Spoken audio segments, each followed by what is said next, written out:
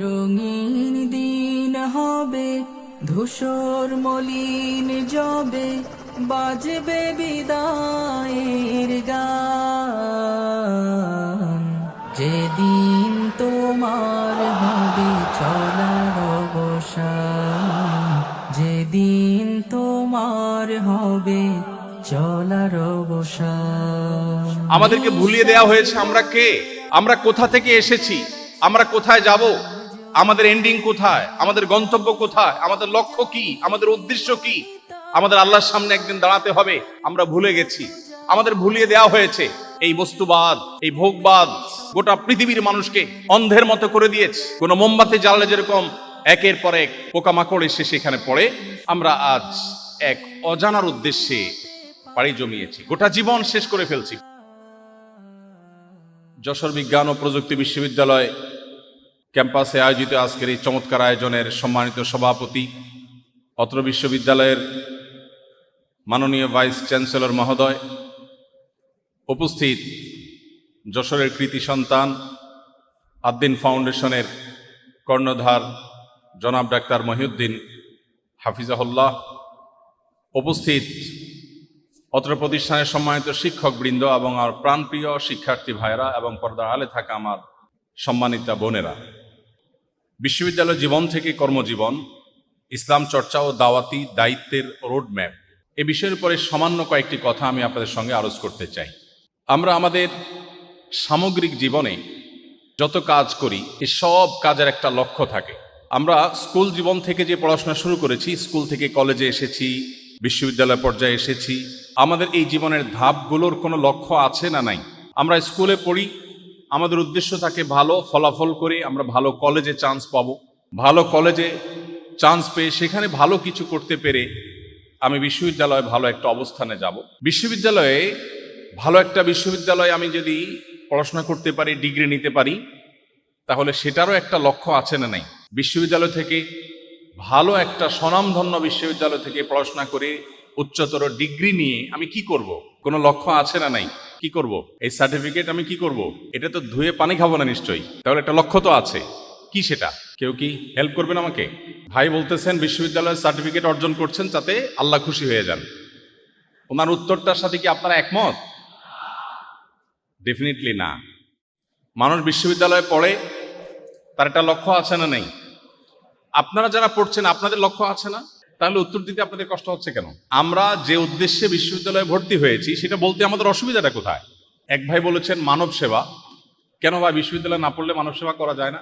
হ্যাঁ, আরেকজন বলেছেন এদিক থেকে কি যেন, একেবারে সলিড সুগার কোটেড ছাড়া পিওর মনের আসল কথাটা বলবেন কে? আমরা যে কোনো কিছু মানুষের কাছে বলার সময় একরকম জাহির করি আর ভেতরে নিজের আরেকটা রূপ থাকে, ঠিক না ঠিক? একজন ইমানদার তিনি সবসময় চেষ্টা করবেন তিনি যা বিশ্বাস করেন তিনি সেটাই বলবেন। এই যে ধামাচাপা দিয়ে একটু ধানাই পানাই করে একটু ঘুরিয়ে পেঁচিয়ে ইনিয়ে বিনিয়ে ঘুরিয়ে পেঁচিয়ে কথাবার্তা বলা, এটা বিশেষ করে আমরা যখন গুরুত্বপূর্ণ কোনো আলাপে যাই তখন সেটা আমাদের জন্য সহায়ক হয় না। ধন্যবাদ, আপনারা সবাই প্রায় একমত হয়েছেন এবং সমস্যারে বলেছেন। আমরা বিশ্ববিদ্যালয়ে ভর্তি হয়েছি কেন? কারণ আমরা আমাদের উন্নত কেরিয়ার গড়ে তুলতে চাই, ঠিক না? আমরা এখানে পড়াশোনা করার মধ্য দিয়ে একটা ভালো সামাজিক অবস্থানে যাব, ভালো একটা চাকুরি পাবো, ভালো একটা কোম্পানিতে জব করব, সরকারি বেসরকারি প্রতিষ্ঠানে ভালো একটা পজিশনে যাব। বিশ্ববিদ্যালয়ে পড়ুয়া না হলে, এখান থেকে উচ্চতর ডিগ্রি না নিলে আমি সেটা করতে পারবো না। তাহলে আমার বিশ্ববিদ্যালয়ে পড়ারও একটা লক্ষ্য আছে। লক্ষ্যটা তো পরিষ্কার নাকি? কি সেটা? উন্নত কেরিয়ার গড়া। এ ব্যাপারে কারো ভিন্নমত থাকলে হাত তুলতে পারেন। কারো কোনো ভিন্নমত আছে?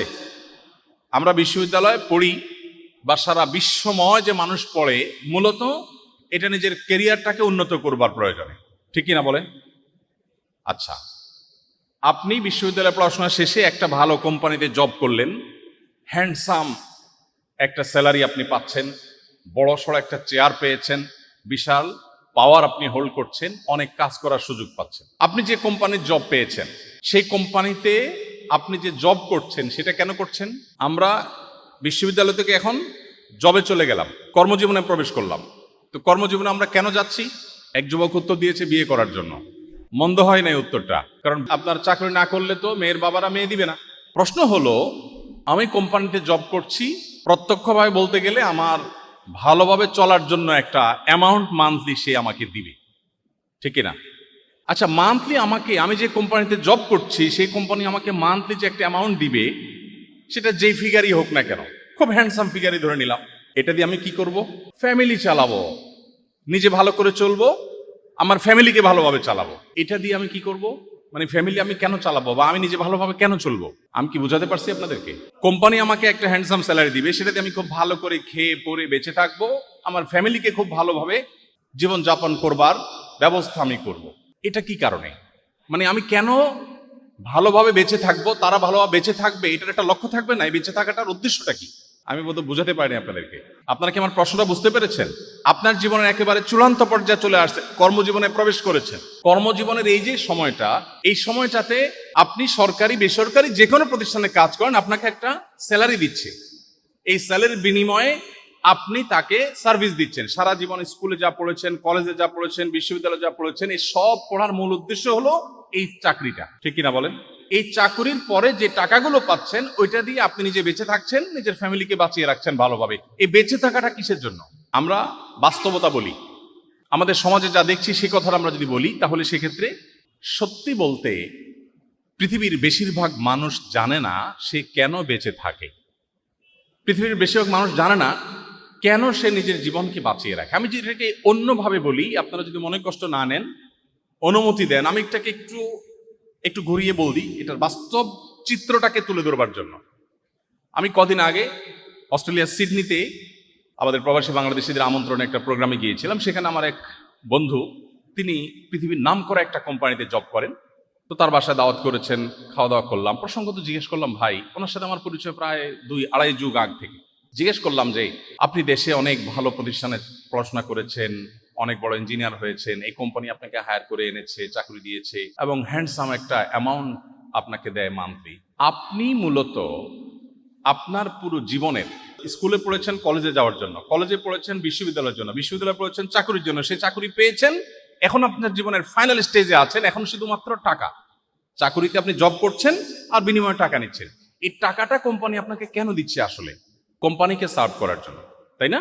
তাহলে ব্যাপারটা কি এরকম দাঁড়ালো না যে আমরা বিশ্ববিদ্যালয় পড়ে বা সমগ্র জীবন যা কিছু করেছি সব কিছু করে মূলত আমি একটা কোম্পানিকে, সরকারি বেসরকারি যে কোনো একটা প্রতিষ্ঠানকে আমি সার্ভ করার জন্য আমার পুরো জীবনকে উৎসর্গ করেছি। আমি কলেজে পড়েছি তার জন্য, স্কুলে পড়েছি তার জন্য, বিশ্ববিদ্যালয়ে পড়েছি তার জন্য, ক্যারিয়ার গড়েছি তার জন্য, বহু ট্রেনিং করেছি তার জন্য, বহু প্রশিক্ষণ নিয়েছি তার জন্য, বহু কিছু শিখেছি তার জন্য, নিজেকে স্মার্ট করেছি তার জন্য।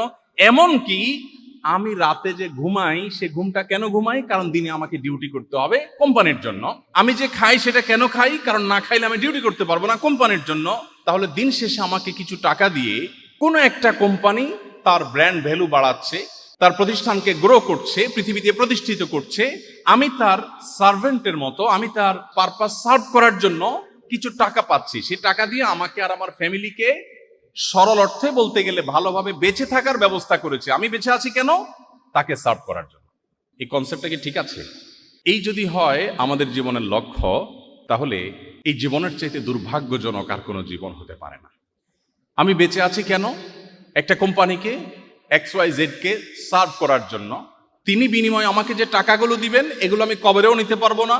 এগুলো মূলত আমাকে বাঁচিয়ে রাখার জন্য। কারণ আমি যদি ভালো করে খেয়ে পরে বেঁচে না থাকি, তাহলে কোম্পানিকে সার্ভ করতে পারবো না। তাহলে কোম্পানি আমাকে বাঁচিয়ে রাখছেন তার কাজের জন্য, আর আমি নিজে বেঁচে আছি কোম্পানির কাজের জন্য। আমি রাতে ঘুমাচ্ছি কোম্পানির জন্য, গোসল করে ড্রেস পরছি কোম্পানির জন্য, আমি খাওয়া দাওয়া করছি কোম্পানির জন্য, আমি পড়াশোনা করছি সারা জীবন কোম্পানির জন্য। এটা কি কোনো একজন মানুষের জীবনের লক্ষ্য হতে পারে? গতকাল নর্থ সাউথ ইউনিভার্সিটিতে একজন স্টুডেন্ট প্রশ্ন করেছেন, 9 শতাধিক প্রশ্ন সেখানে এসেছে। এর ভিতরে প্রথম প্রশ্ন যেটা আমার নজরে এসেছে সেটি হলো, মানুষের জীবনে ধর্মের কি প্রয়োজন বা অপরিহার্যতাটা কোন জায়গায়? আমি এতক্ষণ যে কথাগুলো বললাম, এই কথাগুলোর আলোকে আমি বিনয়ের সাথে বলতে চাই, সেখানে কিছু কথা বলার চেষ্টা করেছি। আপনাদের উদ্দেশ্যে বলতে চাই, পৃথিবীর কোনো সভ্যতা, কোনো সংস্কৃতি, কোনো মতবাদ আপনার জীবনের একটা অর্থবহ লক্ষ্য, একটা অর্থবহ উদ্দেশ্য, আপনার জীবনের একটা অর্থবহ টার্গেট আপনাকে কেউ দিতে পারবে না এক্সেপ্ট কোরআনে কারীম। কোরআন আপনাকে আপনার জীবনের লক্ষ্য বলে দিয়েছে। পাতায় পাতায় বলেছে, যুগে যুগে নবী রাসূলগণ বলেছেন, খেয়ে পরে ঘুমিয়ে নিজের জীবনটাকে পার করে দিয়ে এরপর একসময় মরে মাটির সাথে মিশে যাওয়া, এটা অন্য 10টা প্রাণীর জীবন হতে পারে, কোনো মানুষের জীবন হতে পারে না। আল্লাহ বলেছেন, ওয়ালাকাদ কাররামনা বানি আদম, আমি মানুষের সন্তানকে সম্মানিত করেছি। আল্লাহর এই সম্মানিত সৃষ্টি, এই সৃষ্টি আল্লাহ তাআলা এমনি এমনি সৃষ্টি করেন না। আল্লাহ বলেছেন, আফা হাসিবতুম আন্নামা খালাকনাকুম আবাসা ওয়া আন্নাকুম ইলাইনা লা তুরজাউন, তোমরা কি মনে করেছো তোমাদেরকে আমি অহেতুক সৃষ্টি করেছি? জাস্ট খেয়ে পরে কোন রকম বেঁচে থেকে জীবনটাকে পার করে দিয়ে, ঘুমে খেয়ে দে নে জীবনটাকে অতিক্রম করে দিয়ে ধপ করে একদিন পড়ে মরে গেলে, মাটির সাথে মিশে গেলে, তোমাদেরকে আমি অর্থহীন লক্ষ্য উদ্দেশ্য ছাড়া এমনিতেই সৃষ্টি করেছি, এটা তোমরা মনে করছো? আমার কাছে তোমাদের আর ফিরে আসতে হবে না, এই মনে করে বসে আছো তোমরা? প্রিয় ভাই আমার, আপনি যদি কোরআন খোলেন, আপনার জীবনের লক্ষ্য খুঁজে পাবেন, আপনার জীবনের উদ্দেশ্য খুঁজে পাবেন। আপনার জীবনের চূড়ান্ত লক্ষ্য উদ্দেশ্য কোরআন ছাড়া আর কেউ আপনাকে দিতে পারবে না। আমি চ্যালেঞ্জ করে বলি, পৃথিবীর কেউ আপনাকে দিতে পারবে না। অনেক চমৎকার চমৎকার আইডিওলজি আপনি পাবেন পৃথিবীতে, মানুষের জীবনের কোনো অর্থবহ লক্ষ্য আপনাকে কেউ দিতে পারবে না, শুধু কোরআন দিতে পারবে, ইসলাম দিতে পারবে। প্রিয় ভাই আমার, আমাদের কেরিয়ার, আমাদের কর্মজীবন, এটা এখন আমাদের জীবনের সবচেয়ে বড় লক্ষ্যে পরিণত হয়েছে। বাট এর পরেরটা কি সেটা আমরা জানি না। কেরিয়ার খুব গড়লাম, তারপরে আমি কেরিয়ার দিয়ে কি করবো? হ্যাঁ, এটিকে অনেক সুন্দর পজিটিভ অর্থে আমরা ভাবতে পারি যে আমি খুব ভালো পড়াশোনা করি, ভালো একটা কেরিয়ার পেয়ে আমি মানুষের সেবা করব। ওকে ফাইন, তারপর মানুষ সেবা করলে আমার লাভ কি? আপনি বলবেন মনের সান্ত্বনা। মানুষের সেবা করলে সব সময় কি মনের সান্ত্বনা পাওয়া যায়? অনেক সময় সেবা করে উল্টা হিতে বিপরীত হয় না? আপনি সেবা করলেন, মানুষ স্বীকৃতি দিল না, আপনার ভালো লাগবে? একজন মানুষ ক্যারিয়ারকে খুব ভালো করে গড়ে এরপরে ভালো একটা চেয়ারে বসে দুর্নীতি, চুরি, ডাকাতি, 2 নম্বরে যা আছে সব করছে, কিন্তু ধরা পড়ে নাই। মানুষ জানে এই লোকটা খারাপ, কিন্তু তাকে কেউ ধরতে পারে না, ধরা ছোঁয়ার বাইরে, এবং এভাবে সে মারা গেছে। হতে পারে না? তাহলে এটা কি মানুষের জীবনের একটা প্রত্যাশিত এন্ডিং হতে পারে? একজন সারা জীবন জুলুম করেছে, সারা জীবন জুলুম করেছে, তার গায়ের জোর ছিল, একটা সময় মারা গেছে, তাকে কেউ দমাইতে পারে নাই। সব জালিমের বিচার তো নগদ হয় না, এরকম হয় না অনেক লোকের। আবার মুদ্রার উল্টা পিঠে দেখি অনেক লোক সারা জীবন নির্যাতিত ছিলেন, নিষ্পেষিত ছিলেন, কষ্টে নিপতিত ছিলেন, তার জীবনে কখনো সুখের দেখা পান নাই, কোনো জায়গায় সুবিচার পান নাই, যেখানে গেছেন অবিচারের মুখোমুখি হয়েছেন, এভাবে জুলুম সহ্য করতে করতে মারা গেছেন। এরকম লোক নাই পৃথিবীতে? তাহলে একটা মহা বিচার দিবস, মহান মালিকের কাছে দাঁড়িয়ে জীবনের পুঙ্খানুপুঙ্খ রূপের হিসাব, ভালো কাজের পুরস্কার, মন্দ কাজের তিরস্কার, এটা যদি না থাকে, তাহলে মানুষের জীবনের একটি প্রত্যাশিত এন্ডিং এবং সমাপ্তিও হয় না। আপনার এই জায়গায় যে সংকট তৈরি হবে, এই সংকটের সমাধান একমাত্র আপনাকে ইসলাম দিতে পারবে, কোরআন দিতে পারবে। সমাজ ভাইরা আমার, এতগুলো কথা বলার উদ্দেশ্য হলো, আমরা পৃথিবীতে আজ বেশিরভাগ মানুষ মেশিনের মতো জীবন যাপন করি। আমরা এত বেশি কেরিয়ার পাগল হয়ে গেছি, আমাদের জীবনের লক্ষ্য উদ্দেশ্য সম্পর্কে আমরা বেশিরভাগ মানুষ ওয়াকিফাল না। আমি কেন বেঁচে আছি, আমি কেন বেঁচে থাকবো, কার জন্য বেঁচে থাকবো, বেঁচে থেকে আমার কি হবে? আমি মানব সেবাই করলাম, তাতে মানব সেবা করে মানুষকে খুশি করতে পারলাম না, মানুষ ভুল বুঝলো, হতে পারলো, হতে পারে। তাহলে তাহলে তার পরের চ্যাপ্টার কি? আমি দুঃখ নিয়ে চলে যাব? এটা কি কোনো সুবিচার হলো? এটা কোনো সফল সমাপ্তি হলো? কোরআনে কারিমের পাতায় পাতায় আল্লাহ তাআলা আমাদের জীবনের লক্ষ্য উদ্দেশ্য বলেছে। প্রিয় ভাইরা আমার, আপনি যদি নিজেকে ইমানদার হিসেবে গড়ে তোলেন, আপনি যদি শুধুমাত্র মুসলিম বাই চান্স না হয়ে মুসলিম বাই চয়েস হন, আপনি যদি শুধু শুনে শুনে মুসলিম না হয়ে যদি জেনে শুনে মুসলিম হন, আপনি যদি কোরআন পড়ে মুসলিম হন, আপনি যদি হাদিস পাঠ করে মুসলিম হন, আপনার আইডেন্টিটি, এটা অত্যন্ত দুর্ভাগ্যজনক একটি জায়গা। আমাদের আইডেন্টিটি আজ পরিবর্তন হয়ে গেছে। আমরা কে আমরা জানি না, আমরা কে আমরা বলতে পারবো না। আমরা পরিচয় জানি অমুকের ছেলে, বুঝলাম অমুকের ছেলে, তিনি তার ছেলে, তিনি তার ছেলে। তারপর আজ আমাদের সবচেয়ে বড় সংকটের জায়গাগুলোর মধ্যে একটা হলো আমাদের আত্মপরিচয় আমরা ভুলে গেছি। আমাদের আত্মপরিচয় আমরা হারিয়ে ফেলেছি, আমরা জানি না আমরা কে। আমাদের মূল পরিচয় হলো আমরা মহান সৃষ্টিকর্তা আল্লাহ রাব্বুল আলামিনের দাস। আমরা কার দাস? আল্লাহর দাস। দাস শুনতে একটু খারাপ লাগতেছে? আধুনিক পৃথিবীর 2025-এর দুনিয়াতে দাঁড়িয়ে এই লোক আমাদেরকে দাস বলছে। মানুষ আবার দাস হয় কিভাবে? মানুষ তো স্বাধীন সত্তার নাম। আমাদের এই শব্দ শুনতে হয়তো খারাপ লেগে থাকতে পারে। আমি এটা বোঝানোর জন্য বলি, এলাকাতে গ্রামে গঞ্জে যারা এলাকার যে পলিটিক্স সেটা করেন, অথবা জাতীয় পলিটিক্সের অংশ নেতাগোতা যারা হন, এদের যারা আগায় যোগায় দেয়, সাথে থাকে, এদেরকে একেবারে স্থানীয় ভাষায়, গাঁয়ীয় ভাষায় কি বলে? চামচা বলে। সঠিক বলেছেন। নেতার সাথে একটু আগায় যোগায় দেয়, পিএসগিরি করে, এটা কি বলে? চামচা বলে। খারাপ ভাবে চামচা বলে, ভালোভাবে বললে সহকারী বলে। কেউ কারোর চামচা, এই শব্দটা শুনতে কি কারোর কাছে ভালো লাগবে? ভালো লাগবে। কিন্তু এই সহকারীটা যদি মহামান্য রাষ্ট্রপতির ব্যক্তিগত সহকারী হয়, মহামান্য প্রেসিডেন্টের যদি ব্যক্তিগত সহকারী হয়, প্রধানমন্ত্রীর ব্যক্তিগত সহকারী হয়, তাহলে সেক্ষেত্রে এটা শুধু গৌরবের না, সে এই নাম বেচে বেচে ভাঙিয়ে ভাঙিয়ে যে কত কাজ করবে, উনি অমুকের পিএস, অমুকের সহকারী, তখন এই চামচা পরিচয়টা বিরাট গৌরবের। কারণ এই চামচা কোনো মেম্বারের চামচা না, চেয়ারম্যানের চামচা না, এটা প্রেসিডেন্টের সহকারী। ঠিক না বে ঠিক?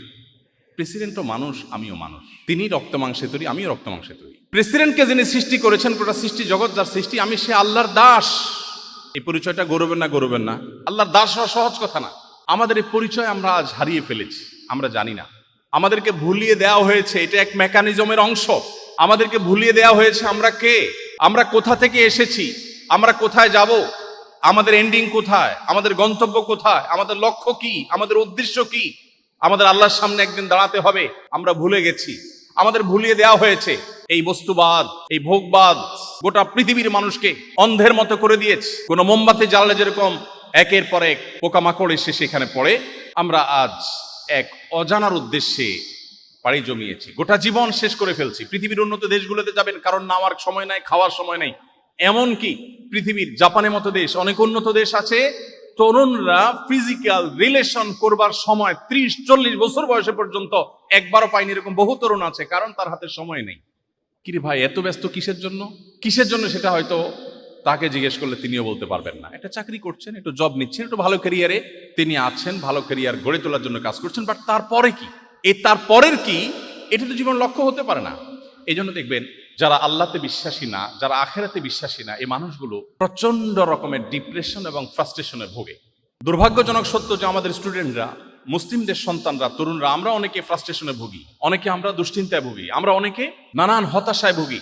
কোরআন বলেছে, ওয়ালা ইয়াইআস মির রাউহিল্লাহি ইল্লাল কওমুল কাফিরুন, আল্লাহর রহমত থেকে আশা ছেড়ে দেওয়া, নিরাশ হওয়া, এটা শুধুমাত্র অবিশ্বাসী দ্বারা সম্ভব। কোন বিশ্বাসী মানুষ, কোন ইমানদার মানুষ, আল্লাহ এবং আখিরাতে বিশ্বাস করে, সে কখনো নিরাশ হতে পারে না। সে জানে সব কিছু আল্লাহর হাতে। আমার যদি দেয়ালে পিঠ ঠেকেও যায়, তারপর আল্লাহ সেখান থেকে আমাকে ব্যাক করাতে পারেন কি পারেন না। অতএব ইমানদার কখনো হতাশ হতে পারেন না। এই জন্য ইসলামে আত্মহত্যা কল্পনারও অতীত। কোন মুসলমান আত্মহত্যার কথা চিন্তাও করতে পারে না। যদি কেউ আত্মহত্যা করে, চিরকাল তাকে জাহান্নামে শাস্তি দেওয়ার কথা নবীজি বলেছেন। আর কঠোর কঠোর কথা বলেছেন। আত্মহত্যাকারী ব্যক্তির জানাজা খোদ নবীজি পড়েন নাই, এবং সমাজের ইমাম সাহেবরা পড়বে না, এবং এটা জঘন্য অপরাধ, এবং এটা শাস্তি নিশ্চিত জাহান্নাম। আরো কঠোর বার্তা নবীজি বলেছেন। কারণ মুসলমান কখনো আত্মহত্যা করতে পারে না, কারণ আত্মহত্যা ডিপ্রেশন থেকে আসে, এটা মুসলমান দ্বারা হতে পারে না। প্রিয় ভাইরা আমার, আমাদের জীবনের লক্ষ্য উদ্দেশ্য আমরা যদি ঠিক করতে চাই, তাহলে আমাদেরকে মুসলিম হতে হবে, আল্লাহর কাছে আত্মসমর্পণ করতে হবে, তাহলে জীবনের লক্ষ্য খুঁজে পাবো। আর যখন জীবনের লক্ষ্য খুঁজে পাবো, তখন জীবনের প্রতিটি নেগেটিভ বিষয়ের মধ্যে আপনি পজিটিভিটি খুঁজে পাবেন। প্রতিটি নেগেটিভ বিষয়ের মধ্যে পজিটিভিটি খুঁজে পাবেন। এবার আসুন, আমি একজন ইমানদারের আয়নায়, একজন ইমানদারের চশমায়, একজন ইমানদারের চোখে বিশ্ববিদ্যালয় জীবনকে, কলেজ জীবনকে একটু দেখার চেষ্টা করি। একজন মানুষ যখন তিনি বিশ্বাস করেন যে কোনো মুহূর্তে আমার মৃত্যু হবে, আল্লাহর সামনে দাঁড়াতে হবে, জীবনের প্রতিটি মুহূর্তে হিসাব দিতে হবে, আমি ভালো কাজ করলে আমার জন্য হবে, মন্দ কাজ হলে আমার উপরে আসবে। আল্লাহ কোরআনে বলেছেন, মান আমিলা সালিহান ফালিনাফসি, কেউ যদি ভালো কাজ করে তার নিজেরই লাভ, ওমান আসআ ফাআলাইহা, আর যদি কেউ খারাপ কাজ করে তার পরিণতি তাকেই ভোগ করতে হবে, অন্য কারোর কিছু হবে না। কোরআনের প্রতি অগাধ বিশ্বাস এবং পরিপূর্ণ ঈমানের জায়গা থেকে একজন মানুষ যদি স্কুলে পড়েন, তার উদ্দেশ্য হবে ভালো কলেজে যাব, ভালো কলেজে পড়ে ভালো বিশ্ববিদ্যালয়ে যাব, ভালো বিশ্ববিদ্যালয়ে যাই ভালো পড়াশোনা করে আমি মানুষের সেবা করে আল্লাহর কাছ থেকে বিনিময় আশা করব। মানুষের সেবা করার পর মানুষ যদি আমাকে কোনো স্বীকৃতি নাও দেয়, ডাজ নট ম্যাটার, আল্লাহ তো ভুল করবেন না, তিনি আমাকে স্বীকৃতি দিবেন। জীবনের একটা অর্থ খুঁজে পাওয়া যায় কি যায় না? যায় কি যায় না? প্রিয় ভাই আমার, আমি আপনাদেরকে আহ্বান করব ইসলামে পরিপূর্ণভাবে প্রবেশ করবার। আপনি হয়তো বলবেন, আমি তো মুসলমান আছি, আমি মুসলমান আছি নামকা ওয়াস্তে, আমি মুসলমান আছি বাই চান্স, মুসলমান আছি আমি না জেনে না বুঝে, মুসলমান আছি আমি জন্মসূত্রে। আমি আপনাকে বুঝে শুনে মুসলিম হওয়ার আহ্বান করছি। ইসলামের চাইতে যৌক্তিক জীবনের কোনো লক্ষ্য উদ্দেশ্য, জীবনের কোনো টার্গেট, জীবনের চূড়ান্ত এবং সুন্দর প্রত্যাশিত কাঙ্ক্ষিত এক্সপেক্টেড পরিণতি, এন্ডিং, সমাপ্তি আপনাকে আর কেউ দিতে পারবে না। এই জন্য আপনাকে ইসলামে আসতে হবে। ইসলামে আসার সবচেয়ে বড় সুফলগুলোর মধ্যে থেকে একটা হলো, যেটা আমি একটু আগে বললাম, ইসলামে আসার পর আপনার জীবনে আর হতাশা কাজ করবে না, হতাশা কোনোভাবে আপনাকে স্পর্শ করবেই না। একজন সাহাবী খেজুর খাচ্ছিলেন, খেজুর হাদিসটি আপনারা শুনেছেন অনেকেই। কোথায় খেজুর খাচ্ছিলেন? রণাঙ্গনে, যুদ্ধক্ষেত্রে, জীবন মৃত্যুর খেলা চলছে যেখানে, 1 সেকেন্ডের এদিক সেদিক হলে গর্দান উড়ে যাবে, সেই জায়গায় তিনি নবী সাল্লাল্লাহু আলাইহি সাল্লামের হাদিস তার কানে আসলো, আল্লাহর রাহে যদি কেউ তার জীবন দেয়, শাহাদাতের মর্যাদা যদি পায়, তো সে জান্নাতে যাবে, আল্লাহর সঙ্গে সাক্ষাৎ হবে। পুটলিতে যে থাকা খেজুরগুলো, এগুলো তার কাছে বোঝা মনে হলো, এগুলো ছুঁড়ে ফেলে দিলেন। যেগুলো খাওয়ার সময় কই, গভীর রণাঙ্গনের একেবারে ভিড়ের মধ্যে প্রবেশ করলেন, লড়াই করতে করতে শাহাদাত বরণ করলেন। প্রিয় ভাই আমার, আপনি যখন মুসলিম হতে পারবেন তখন আপনি বিপদকে এনজয় করবেন, আপনার কষ্টকে আপনি এনজয় করবেন। প্রচন্ড কষ্ট চলছে, আপনার সামনে হাদিস হাজির হবে। নবীজি বলেছেন, তিরমিজিতে বর্ণিত হয়েছে, তিনি বলেছেন, আসাদুন নাসি বালাআন আল আম্বিয়া ফাল আমসাল সুম্মাল আমসাল। সবচেয়ে বেশি বিপদগ্রস্ত ছিলেন নবী রাসূলগণ, আপনি কি তাদের অনুসারী? সো আপনার জীবনে বিপদ আসবেই। আপনার সামনে আরেকটি হাদিস আসবে, নবীজি সাল্লাল্লাহু আলাইহি সাল্লাম বলেছেন, ইন্নাল্লাহা ইযা আহাব্বা কওমান ইবতালাহুম। আল্লাহ যখন কোনো সম্প্রদায়কে ভালোবাসে, তাকে পরীক্ষার মধ্যে ফেলেন, বিপদে ফেলেন। আপনার কাছে বিপদটাও এনজয় করার মতো একটা বিষয় হবে। আপনার জীবনে নেগেটিভ জিনিসের মধ্যে আপনি পজিটিভ জিনিস খুঁজে পাবেন। কোনো বিপদ হয়েছে, আপনি নিশ্চিত হবেন, আল্লাহর হুকুম ছাড়া, আল্লাহর নির্দেশ ছাড়া আমার জীবনে কিছু ঘটে না, আল্লাহর ইলমের বাইরে কিচ্ছু হয় না। সো এই বিপদের মধ্যে আমার কোনো কল্যাণ আছে, আমি নিশ্চিন্তে সেটাকে মেনে নেই, গভীরভাবে বিশ্বাস করি। আপনি সেটাকে এনজয় করবেন, ভালো লাগবে। আর ঈমান যদি না থাকে, আপনি জাস্ট বলবেন, ও স্যাড, ব্যাস। এরপর আপনার সান্ত্বনাকে, আপনি রোগাক্রান্ত, মর্মপীড়ায়, শারীরিক পীড়ায় আপনি ভুগছেন, আপনি খুব কষ্টে আছেন, কিন্তু আপনি জানেন, নবীজি বলেছেন, ইমানদার যদি তার পায়ে একটা ছোট কাঁটাও বিদ্ধ হয়, ছোট একটা কাঁটাও যদি ফুটে, এবং সে যদি সবর করতে পারে, কাঁটা ফুটেছে, কাঁটা 14 গোষ্ঠী ধরে গালিগালাজ করে নাই, সে সবর করেছে, আল্লাহর কাছ থেকে সে রিওয়ার্ড পাবে, বিনিময় পাবে। তাহলে আমার এই বিপদে আমি যদি সবর করি, আল্লাহর কাছে বিনিময় পাবো। কোরআনে কারিমে আল্লাহ বলেছেন, ইন্নামা ইউওয়াফাস সাবিরুনা আজরাহুম বিগাইরি হিসাব। একটি আমল আছে, যে আমলের বিনিময়ে আল্লাহ তাআলা ব্ল্যাঙ্ক চেক দিবেন। ব্ল্যাঙ্ক চেক, ব্ল্যাঙ্ক চেক তো বুঝি আমরা, ফিগার আপনি বসায় নেবেন, স্বাক্ষর উনি করে দিয়েছেন, অ্যাকাউন্টে টাকার অভাব নাই, তুমি ফিগার বসায় নাও। একটা আমলের বিনিময়ে শুধু কোরআনে আল্লাহ তাআলা বলেছেন, আখিরাতে বান্দাকে আল্লাহ ব্ল্যাঙ্ক চেক দিবেন। একটি আমল, অনলি একটি আমল। বলবো সেটা? আল্লাহ বলেছেন, ইন্নামা ইউওয়াফাস সাবিরুনা আজরাহুম বিগাইরি হিসাব। যারা সবর করতে পারবে, ধৈর্যশীল হবে, আশাহত হবে না, ভেঙে পড়বে না, মুষড়ে পড়বে না, শক্ত থাকবে, আল্লাহর প্রতি আস্থা রাখবে, ভরসা রাখবে, আত্মবিশ্বাস থাকবে এবং সবর করবে, আল্লাহ বলেছেন তাদের বিনিময়ে দেওয়া হবে হিসেব ছাড়া।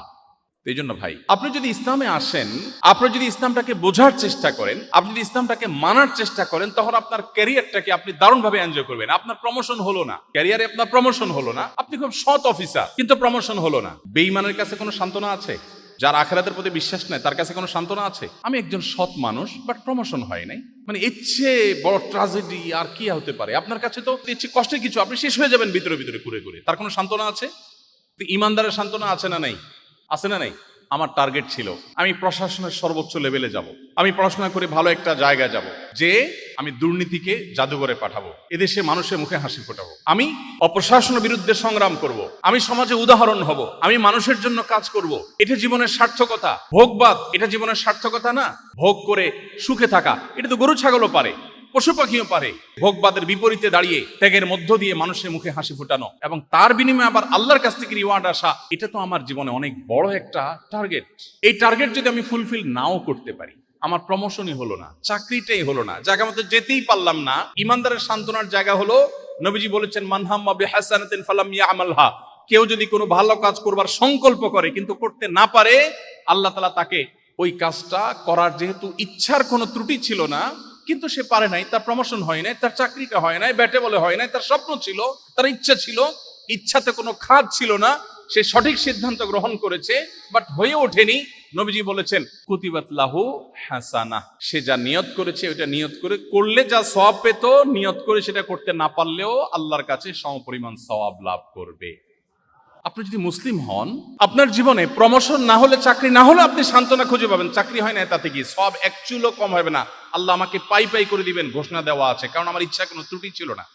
কিন্তু যদি আপনি ইমানদার না হন, আপনি বেঈমান হন, তাহলে সেক্ষেত্রে আপনার কোনো সান্ত্বনা না, আপনি ও স্যাড বলে আপনি মন খারাপ করবেন, কিন্তু আপনার কিছু করার থাকবে না, আপনি অসুস্থ হবেন। এই জন্য পৃথিবীতে কেউ যদি সুখ চায়, আল্লাহ কোরআনে এমনিতে বলেন নাই, আল্লাহ বিযিক্রিল্লাহি তাতমাইন্নুল কুলুব। যদি কেউ সুখ চায়, কেউ যদি মানসিক প্রশান্তি চায়, সেজন্য আল্লাহর স্মরণ করে, আল্লাহর স্মরণ করলে তার অন্তর এমনিতেই প্রশান্ত হয়ে যাবে।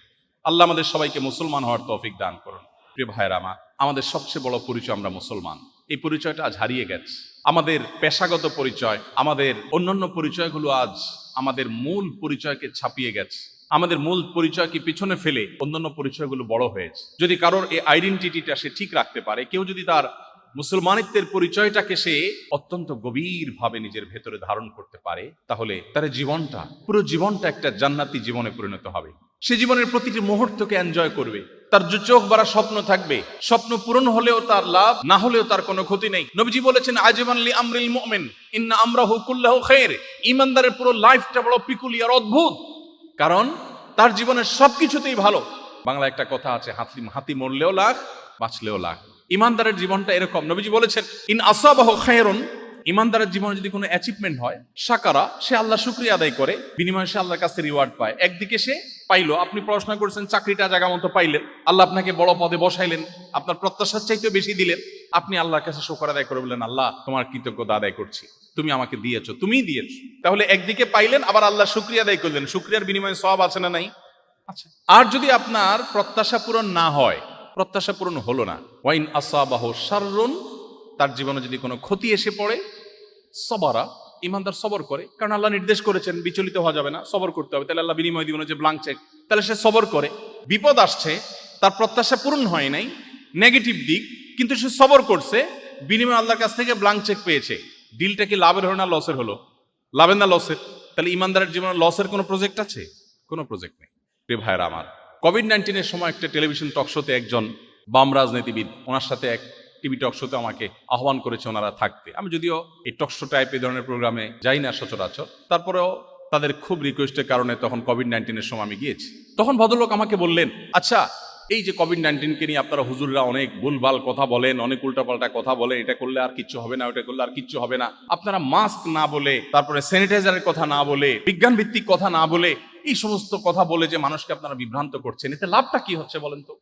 তো আমি বললাম ওনাকে যে, দেখেন, একজন মানুষ তার জ্ঞান, গবেষণা এবং অভিজ্ঞতা দ্বারায় প্রমাণিত হয়েছে এটা তার জন্য লাভজনক, তখন সেটা গ্রহণ করতে ইসলাম নির্দেশ করে। কোনোটা ক্ষতিকর হলে সেটা থেকে বিরত থাকতে ইসলাম নির্দেশ করে। অতএব আমার মাস্ক এবং স্যানিটাইজেশন এটা যদি আমার জন্য, স্বাস্থ্যের জন্য ভালো হয়, এটা প্রমাণিত, তাহলে এটা আমাকে ধারণ করতে হবে, ইসলাম সেটা বলে। কোনো আলেম যদি এগুলো ফেলে দিতে বলে, দিয়ে তাওয়াক্কুল করতে বলে, এটা ইসলাম বলে না, এটা ইসলামের ওই আলেমের ব্যক্তিগত মত হতে পারে। তবে আলেম যে তাকে আল্লাহর উপর ভরসা দিচ্ছে, আল্লাহর ভরসার কথা বলছে, এটার লাভ হলো এর ফলে সে প্রচন্ড একটা মানসিক শক্তি পায়, যেটা আপনি একজন অবিশ্বাসী হলে পাবেন না।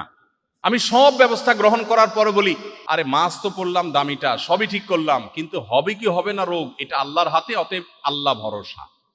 এই যে কনফিডেন্ট তার মধ্যে চলে আসে, আপনার তো কনফিডেন্টের জায়গা নাই। আল্লাহ কোরআনে বলেছেন, যালিকা বিআন্নাল্লাহা মাওলাল্লাযীনা আমানু আন্নাল কাফিরিনা লা মাওলা লাহুম। ঈমানদারদের একজন অভিভাবক আছে। ঈমানদারের একজন কি আছে? অভিভাবক আছে। যে অবিশ্বাসী কাফের, তার কোনো অভিভাবক নেই, তার কোনো যাওয়ার জায়গা নেই। ঢাকা বিশ্ববিদ্যালয়ে একজন শিক্ষক আমাকে কোনো একটা প্রোগ্রামে বলছিলেন, ব্যক্তিগতভাবে না, আমি ওই প্রোগ্রামে ছিলাম। তিনি বলছিলেন যে, আমার এক স্টুডেন্ট, মুসলমানের ছেলে, হঠাৎ নাস্তিক হয়ে গেছে। বলে যে ধর্মকর্ম আমার ভালো লাগে না, আমার মনে হচ্ছে এগুলো মানুষ বানানো। তো ছেলেকে কিছু বোঝানোর চেষ্টা করলাম, কিন্তু সে খুবই অ্যারোগ্যান্ট, কোনোভাবে বোঝার চেষ্টা করলো না, এবং সে নাস্তিক্যবাদের উপরে তার দিনাতিপাত করা শুরু করলো। হঠাৎ অনেকদিন পরে দেখলাম সে আবার নামাজ কালাম ধরছে। বললাম, কিরে বাবা, তুমি না নাস্তিক হয়ে গেছো? বলে, স্যার, আবার আমি ইসলামে আসছি। বলে, ব্যাপার কি, কি বুঝে ইসলামে আসলা? তোমার এত বুঝালাম। তখন এখনো তিনি ঢাকা ইউনিভার্সিটির টিচার আছেন। তখন তিনি বললেন যে, আমাকে ও বললো, এই ছেলেটা বললো, স্যার, সত্যি বলতে কি, আমার কাছে সবই অহেতুক এবং মিছে মনে হয়েছে, কিন্তু নাস্তিক্যবাদে যাওয়ার পর আমি জীবনের কোনো মানে খুঁজে পাচ্ছিলাম না। আমি কেন বেঁচে আছি? আমার জীবনের লক্ষ্য কি, উদ্দেশ্য কি? খেয়ে পরে বেঁচে থাকে, গরু ছাগল তো বেঁচে থাকে, তো আমার আর তার মধ্যে পার্থক্য কি? সেও মাটি হয়ে যাবো, আমি মাটি হয়ে যাবো, তো আমার আর তার মধ্যে ডিফারেন্সটা কোথায়? আর সবচেয়ে বড় কষ্টের জায়গা হলো, স্যার, তার বক্তব্য, আমি কিছু কিছু সিচুয়েশনে এসে অনেক মনোবেদনায় ভুগি। একান্তে একটু কারোর সাথে কথা বলতে মন চায়, একটু মন খুলে কারোর সাথে আলাপ করব, দুঃখের কথা কারোর সাথে শেয়ার করব, অনেক মন চায়। কিছু কথা আছে না ভাই, পৃথিবীর কারোর কাছে বলে শান্তি নেই, আছে না? বইয়ের কাছে বলেও শান্তি লাগে না, বাপমার কাছেও না, বন্ধু বান্ধবের কাছেও না। এরকম কিছু সিচুয়েশন আসলে মানুষের জীবনে মনে দুঃখ, কষ্ট, একান্তে একটু কথা বলতে চায়। তো সে যুবক বলল, স্যার, আমি সেই মানুষটাকে বা সেই সত্তাটাকে খুঁজছিলাম, তার কাছে একটু মন খুলে কথা বলবো, বাট আমি যখন নাস্তিক হয়ে গেলাম, আমি কোনো অবলম্বন পাচ্ছিলাম না, কাকে বলবো? কোনো মানুষের কাছে বলে আমি শান্তি পাচ্ছিলাম না। আমি সেজন্য ইসলামে ফিরে আসলাম। এখন আমার কোনো দুঃখ, কোনো বেদনা যে কারোর সাথে শেয়ার করবার মতো না, সেটা আমি তাহাজ্জুদে দাঁড়িয়ে, নামাজের সেজদায় গিয়ে বিড়বিড় করে, মনের গভীর থেকে যখন আমার সৃষ্টিকর্তাকে স্মরণ করে আল্লাহর উদ্দেশ্যে নিবেদন করি, আল্লাহর সঙ্গে কথা বলি, আমি খুব প্রশান্তি অনুভব করি। আমি খুব শান্তি পাই, আমার মনের এই সুখটা পৃথিবীর কোনো শক্তি আর দিতে পারবে না, এটা নিশ্চিত হয়ে গেছে। সেজন্য আমি ইসলামে ফিরে এসেছি। ভাইরা আমার, আপনাদের কেরিয়ার, আপনাদের শিক্ষা জীবন থেকে কর্মজীবন পর্যন্ত, আপনার ধর্মীয় পরিচয়, আপনার দাওয়াতি রোড ম্যাপ, এই সব কিছু নির্ভর করে আপনার আইডেন্টিটির উপরে। হু আর ইউ, আপনার পরিচয়টা আসলে কি? আমাদের পরিচয়, আমরা গোলাম, আল্লাহর গোলাম। কার গোলাম? আল্লাহর গোলাম। আমরা এসেছি, আমাদের সৃষ্টি করেছেন কে? আল্লাহ। আমাদের জীবনের সব কিছু কার নিয়ন্ত্রণে? আমরা কার কাছে ফিরে যাব? ইন্না লিল্লাহ, ইন্না লিল্লাহ। আমরা সবাই কার? আল্লাহর। ওয়া ইন্না ইলাইহি রাজিউন, আমরা সবাই ফিরে যাব কার কাছে? আল্লাহর কাছে। এটা একটা চেতনা। এই চেতনা যদি আপনার হৃদয়ের গভীরে আপনি গেঁথে ফেলেন, আপনাকে আমার আর রোড ম্যাপ দিতে হবে না। রোড ম্যাপ আপনি নিজে খুঁজে পাবেন। কোরআন আপনাকে বলেছে এই পথে চলো, আপনি চলবেন। আপনাকে বলেছে এই পথে চলুন, আপনি চলবেন না। কোরআন বলেছে এটা খাও, আপনি খাবেন। কোরআন বলেছে এটা খাবে না, আপনি খাবেন না। কারণ আল্লাহ আপনাকে গাইড করছেন কোরআনের মাধ্যমে। কারণ আল্লাহ আপনাকে জান্নাতে নিতে চান। এই কোরআন আপনাকে জান্নাতের পথে গাইড করবে। শুধু জান্নাত নয়, দুনিয়াতে আপনাকে সুখ এনে দিবে, প্রশান্তি এনে দিবে। আপনার হয়তো সহায় সম্পদ থাকবে না, হয়তোবা আপনার কাঙ্ক্ষিত জিনিস হাসিল হবে না, কিন্তু সুখটা হবে। আমাদের অনেক তরুণ আছে, বিশেষ করে আপনারা সেই স্টেজ পার করে আসছেন, এসএসসি, এইচএসসি, এই লেভেলে যে ছেলেফেলেরা পরীক্ষা দেয়। অনেক ছেলেফেলে আছে পরীক্ষায় ভালো ফলাফল করার জন্য অনেক চেষ্টা করে, পড়ালেখা করে, কিন্তু তার লক্ষ্য একটু ডিফারেন্ট। কিরকম? মা সারাদিন জ্বালাতন করে, ডিস্টার্ব করে, তোর সাথে একই সাথে পড়ে, পাশের ফ্ল্যাটে সামিয়া, ও মেয়ে হয়ে তোর চেয়ে ভালো রেজাল্ট করে, তুই এত খারাপ রেজাল্ট করস কেন? অথবা ছেলে, বেশিরভাগ মায়েদের একটা কমন কথা আছে, ওর পাওটা ধুয়ে পানি খেতে পারস না? বলে না মারা, ওর পাওটা ধুয়ে পানি খাইস, তোর সাথে একসাথে পড়ে, ও এত সুন্দর রেজাল্ট করে, তুই কি করস? তখন জেদ হয়। তখন কি হয়? জেদ হয়। এবার ভালো করে পড়ালেখা ধরে। কেন? কারণ সামিয়ার মাকে দেখাই দিতে হবে, পাশে বাসার আন্টিকে দেখাই দিতে হবে, বা নিজের মাকে দেখাই দিতে হবে। আচ্ছা বলেন তো, মানুষ যা চায় তার সব কি হয় পৃথিবীতে? হয় না। এখন ব্যাটে বলে হলো না, ফলাফলটা প্রত্যাশিত হলো না, তাহলে এর আর কোনো সান্ত্বনার জায়গা আছে? এই জন্য দেখবেন এসএসসি, এইচএসসি ফলাফল প্রকাশ হবে, অনেকে আত্মহত্যা করে, ডিপ্রেসড হয়ে যায়। কিন্তু একজন ইমানদার, সে তো কাউকে দেখাবার জন্য করবে না। সে বলবে আমি ভালো কিছু করতে চাই, ভালো কলেজে যাই, ভালো বিশ্ববিদ্যালয়ে যাই, আমি দেশটাকে কিছু দেব, আমার আল্লাহর কাছ থেকে রিওয়ার্ড পেতে চাই। মানুষের কাছ থেকে কোনো প্রত্যাশা নাই। কেউ আমাকে থ্যাঙ্কস বললেও আসা যায় না, থ্যাঙ্কস না বললেও কিছু আসা যায় না। কোরআন বলেছে ওয়ায়ুতঈমুনা আত-তাআমা আলা হুব্বিহি মিসকিনা ওয়া ইয়াতীমা ওয়া আসীরা ইন্নামা নুতঈমুকুম লিওয়াজহিল্লাহি লা নুরিদু মিনকুম জাযাআন ওয়ালা শুকুরা। জান্নাতি লোকদের বৈশিষ্ট্য হলো তারা মানুষকে খাবার দিবে, আহার দিবে, উপকার করবে, নানা কল্যাণ সাধন করবে, এবং বলবে জানো তোমাদেরকে কেন খাবার দিয়েছি? ইন্নামা নুতঈমুকুম লিওয়াজহিল্লাহ, তোমাদের খাদ্য তুলে দিয়েছি, উপকার করেছি, আমার একটা লক্ষ্য আছে, সেটা হলো আমার সৃষ্টিকর্তাকে আমি খুশি করতে চাই। লা নুরিদু মিনকুম জাযাআন ওয়ালা শুকুরা, তুমি যে আমার উপকার করেছো এর জন্য তোমার কাছে আমি থ্যাঙ্কসও আশা করি না। তুমি থ্যাঙ্কস দিলা, তোমার দায়িত্ব, সেটা কৃতজ্ঞ হও, এটা তোমার কর্তব্য, সেটা তোমার বিষয়, বাট আমি তোমার কাছ থেকে সেটা এক্সপেক্টও করি না। আমি আল্লাহর কাছ থেকে থ্যাঙ্কস আশা করি। আপনি বলেন, এই উদ্দেশ্য নিয়ে কেউ যদি পরীক্ষা দেয়, আর ওই যে পাশে বাসার আন্টিকে দেখানোর উদ্দেশ্য না থেকে তার উদ্দেশ্য থাকে আল্লাহকে খুশি করবার রাস্তায় সে যেতে চায়, যদি সে সেটা করতে নাও পারে, তার সান্ত্বনা আছে না নাই? যে আল্লাহ দেখছেন আমার নিয়তে তো কোনো খাদ ছিল না, বাট হয়ে ওঠে নাই, তাহলে আল্লাহ আমাকে সওয়াব পরিপূর্ণভাবে দিবেন না? এই জন্য ভাই, অ্যাজ এ স্টুডেন্ট, একজন কর্মজীবনের একজন কর্মযোদ্ধা, কর্মবীর হিসাবে আমাদের জীবনের লক্ষ্য নির্ধারণ করতে হবে। আমরা সবাই মুসলিম হয়ে বাঁচবো, মুসলিম হয়ে মরবো। ইন্না সলাতি ওয়া নুসুকি ওয়া মাহইয়ায়া ওয়া মামাতি লিল্লাহি রাব্বিল আলামিন। আমাদের জীবন মরণ, আমাদের সব কিছু আল্লাহর উদ্দেশ্যে, চাকরি আল্লাহর উদ্দেশ্যে, পড়াশোনা আল্লাহর উদ্দেশ্যে। তাহলে আমরা সুখময় জীবন পাবো। আল্লাহ এই জন্য কোরআনে বলেছেন, মান আমিলা সালিহাম মিনকুম মিন যাকারিন আও উনসা ওয়া হুয়া মুমিন ফালানুহয়িয়ান্নাহু হায়াতান তাইয়্যিবাহ ওয়া লানাজজিয়ান্নাহুম আজরাহুম বিআহসানি মা কানু ইয়ামালুন। যে ব্যক্তি ভালো কাজ করবে, ইমানদার অবস্থায় ভালো কাজ করবে, ইমানদার অবস্থায় ভালো কাজ করার মানে হলো সব আল্লাহর উদ্দেশ্যে করবে। আল্লাহ বলেছেন তাকে আমি পৃথিবীতে একটা চমৎকার পবিত্র জীবন দিব, সৌভাগ্যের জীবন দিব। সে সুখে থাকবে, কুড়ের ঘরে থাকতে পারে, ছোট চেয়ারে থাকতে পারে, চাকরি না হতে পারে, ভালো জায়গায় যেতে চায় যেটা নাও হতে পারে, বাট সে অন্যরকম একটা লাইফ লিড করবে, অন্যরকম একটা লাইফ সে পালন করবে, যে লাইফের মধ্যে কোনো দুঃখ নাই, কষ্ট নাই, প্রচন্ড সুখ থাকবে। নবীজি সাল্লাল্লাহু আলাইহি সাল্লাম ঘুমাতেন, উঠার পর পিঠে খেজুরের পাতার দাগ লেগে যেত, খেজুরের পাতার বিছানায় শুতেন। সাহাবায়ে কেরাম মায়া করতেন। আপনি না মদিনার রাষ্ট্রপ্রধান, সে সময়ের রাষ্ট্রপ্রধানরা কিভাবে চলাফেরা করে, কত বড় প্রাসাদে থাকে, আপনি একটু আরামের বিছানাটা অন্তত রেডি করেন নাই। কিন্তু সুখের কোনো অভাব ছিল? প্রিয় ভাইরা আমার, সারা জীবন যুদ্ধ সংগ্রাম ঠেলে তাকে সামনে অগ্রসর হতে হয়েছে। সে মক্কার জীবন থেকে দেখেন নবীজির একটি দিনের জন্য পাবেন না যে নিশ্চিন্তে একটি রাত তাকে ঘুমোতে দেওয়া হয়েছে, একটি রাত না, নট এ সিঙ্গেল ডে, একটি দিন পাবেন না যে দিনটি তিনি নিশ্চিন্তে থাকতে পেরেছে। আজকে বদর তো কালকে উহুদ, কালকে খন্দক তো একদিন খায়বার, আজকে মক্কার মসজিদরা আসছে তো মদিনা মুনাফিকরা ডিস্টার্ব করছে, কখনো বেদুইনরা হামলার চক্রান্ত করছে, সারাটা জীবন গেছে বাধায় বাধায়, কিন্তু একটিবারের জন্য নবীর জীবনে আপনি খুঁজে পাবেন না, আমি চ্যালেঞ্জ দিয়ে বলতে পারি একটি জাল হাদিস দেখাতে পারবেন না কোন সাহাবী কি তিনি বলেছেন সরো তো আমার মনটা এখন অনেক খারাপ, মেজাজটা এখন একটু গরম আছে, এখন সরো। একটা জাল হাদিস আপনি দেখাতে পারলে আপনাকে আমি পুরস্কার দেব।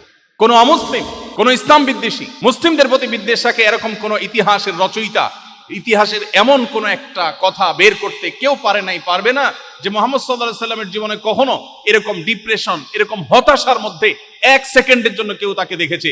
জীবনের এত হতাশার মধ্যে একটা মানুষ এমন ভাবে চলেছেন, যার সাথে কথা বলেছেন মুস্কি হাসে কথা বলেছেন, প্রত্যেকটা লোক মনে করতে উনি আমাকে সবচেয়ে বেশি ভালোবাসেন, সবাইকে খুব আপন করে নিতে পারতেন।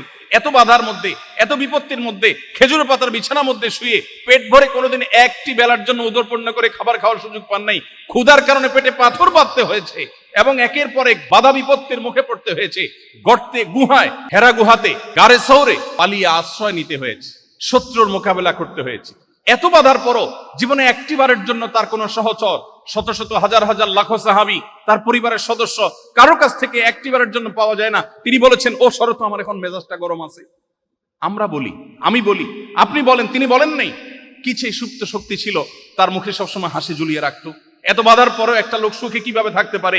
সেই সিক্রেটটা হলো কোরআনে কারীম, সেই সিক্রেটটা হলো হাদিসে রাসূল, সেই সিক্রেটটা হলো ইসলাম। সেই ইসলামের ছায়াতলে যদি আমি আসি, আমরা যদি সেই পরিচয়কে ধারণ করি, সেটাকে সমুন্নত করে ধরে রাখি, সেটাকে উঁচু করে ধরে রাখি, পৃথিবীর কোনো কিছু লাগবে না আমাদের সুখ এবং মানসিক প্রশান্তির জন্য। নবীজি সাল্লাল্লাহু আলাইহি সাল্লাম সেই জন্য বলেছেন লাইসাল গিনা বিকাসরাতিল আরদ, অনেক সম্পদ আহরণ করলে মানুষ সুখী হয় না।